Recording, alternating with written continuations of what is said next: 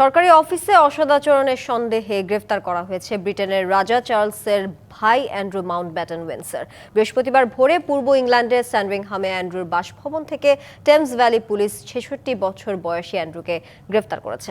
৬টি আনমার্কড গাড়ি ও প্রায় ৮ জন সাদা পোশাকের কর্মকর্তা প্রিন্স অ্যান্ড্রুকে গ্রেফতার করতে সেখানে যান। টেমস ভ্যালি পুলিশ ফেব্রুয়ারির শুরুতে জানায়, সম্প্রতি প্রয়াত যৌন অপরাধী জেফ্রি এপস্টেইনের প্রকাশিত নথিতে প্রিন্স অ্যান্ড্রু জড়িত থাকার বিষয়টি তারা খতিয়ে দেখছে।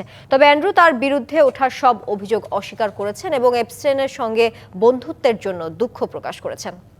বিদ্রোহের মামলায় দক্ষিণ কোরিয়ার সাবেক প্রেসিডেন্ট ইউন সুক ইয়োলকে যাবজ্জীবন কারাদণ্ড দিয়েছে আদালত। বৃহস্পতিবার দেশটির একটি আদালত এই রায় দেয়। আদালত সূত্রের বরাত দিয়ে সংবাদ মাধ্যম বিবিসি জানায়, ক্ষমতার অপব্যবহার ও ২০২৪ সালের ডিসেম্বরে সামরিক আইন জারির পর সংঘটিত বিদ্রোহের মূল পরিকল্পনার অভিযোগে তিনি দোষী সাব্যস্ত হন। সরকারি কৌঁসুলিরা এই মামলায় তার মৃত্যুদণ্ড চেয়েছিলেন। প্রসিকিউটররা জানান, অসাংবিধানিক এবং অবৈধভাবে জরুরি সামরিক আইন জাতীয় পরিষদ ও নির্বাচন কমিশনের কার্যকারিতাকে ক্ষুণ্ণ করেছে। দক্ষিণ কোরিয়ার আইন অনুসারে বিদ্রোহের মূল পরিকল্পনাকারীর সর্বোচ্চ শাস্তি মৃত্যুদণ্ড বা যাবজ্জীবন কারাদণ্ড।